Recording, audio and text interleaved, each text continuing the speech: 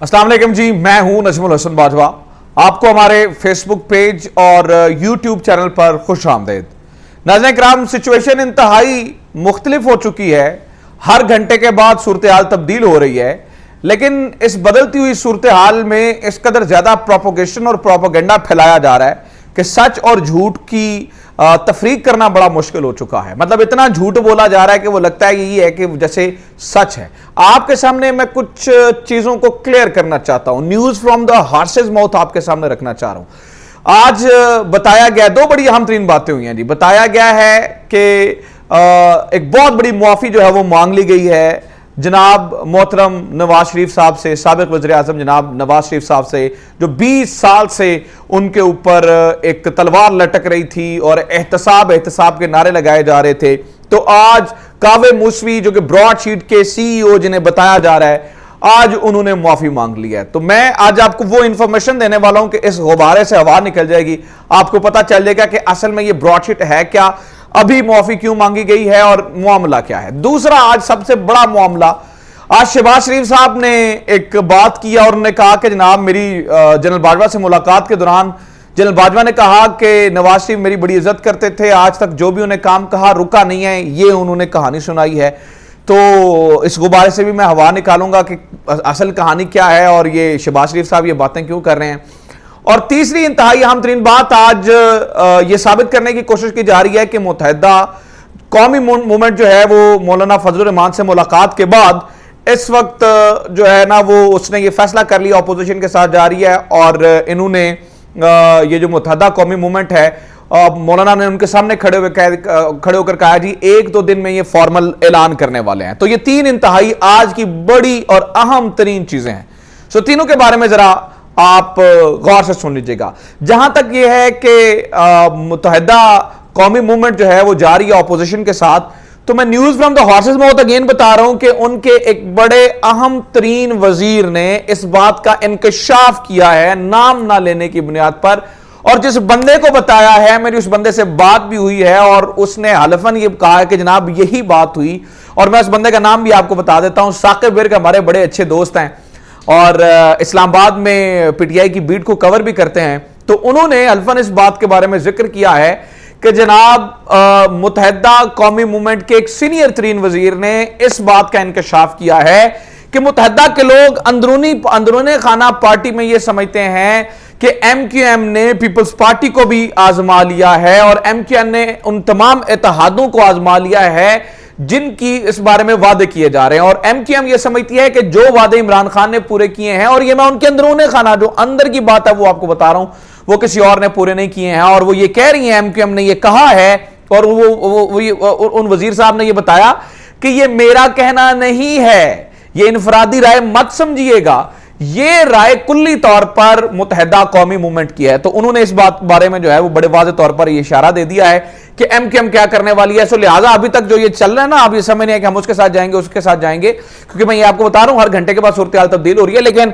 As for now जो मेरे पास खबरें हैं और जो रिपोर्ट्स हैं, मुत्तहिदा कहीं नहीं जा रही है। मैं आपको बड़े जो है ना वो वसूख से कह सकता हूं कि मुत्तहिदा कौमी मूवमेंट इमरान खान के साथ ही रहेगी, क्योंकि मुत्तहिदा ये समझती है कि जिस किस्म के वादे आसिफ जरदारी साहब कर रहे हैं, यानी कि जो इन्होंने कहा 4 मिनिस्ट्रियों की बात की, कराची के मेयर की बात की, गवर्नरशिप की बात की, जितनी बातें उन्होंने की, उन्होंने कहा जनाब बिस्मिल्लाह हम जरूर करेंगे। इस बात पे मुत्तहिदा को इस बात पे शक हो गया है कि जरदारी साहब हर बात पे ये क्यों मानी जा रहे हैं और क्यों कह रहे हैं।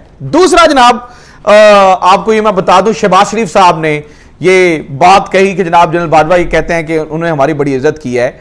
अच्छा ये बात होगी।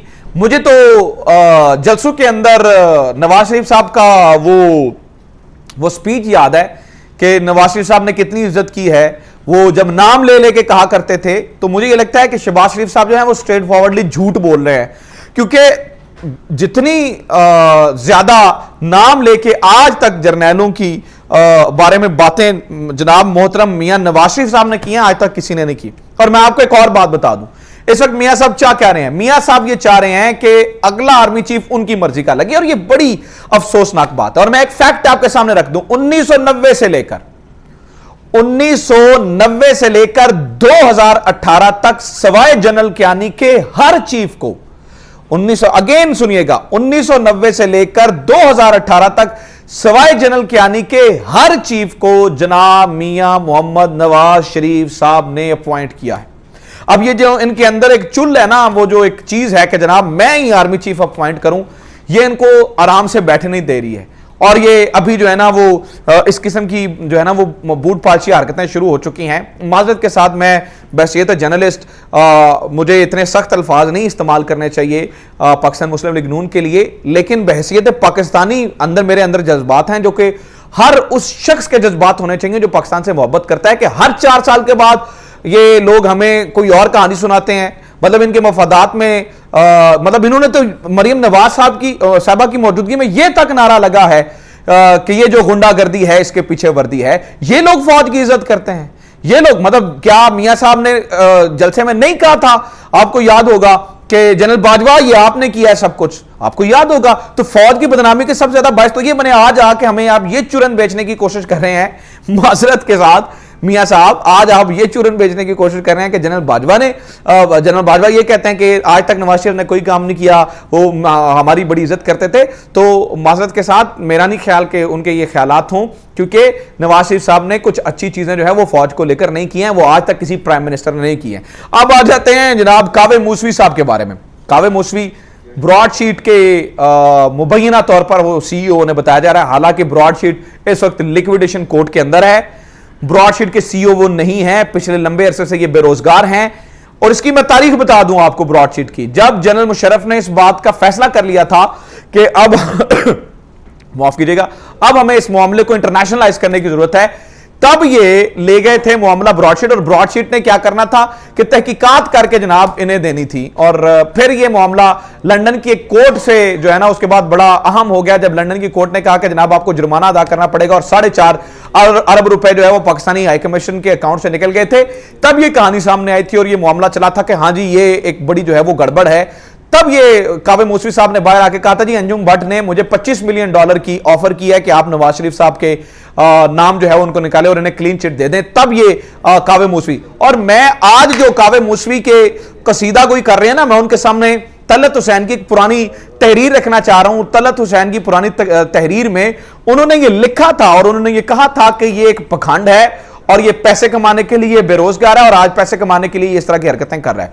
तो आज मेरा सवाल यह है कि जो कावे मूसवी पैसे कमाने के लिए पहले जिसने नवाज शरीफ पे इल्जाम लगाए थे, आज वो पैसे कमाने के लिए नवाज शरीफ के हक में बयान नहीं दे सकता। और ऐसा कैसे मुमकिन है? पता नहीं अवाम को ये बेवकूफ समझते हैं कि जब सारा माहौल बना हुआ है, जब मियां साहब हो रही है, ऐन मौके पे कावे मूसवी का जमीर जागता है। उन असेंबली के अरकान की तरह जो कि सिंध हाउस के अंदर बैठे हैं, उसी तरह से उनका जमीर जागता है और वो आके कहते हैं जी वो एक रुपए का उन्होंने वो चोरी नहीं किया, आज तक 1 रुपया हम साबित नहीं कर सके।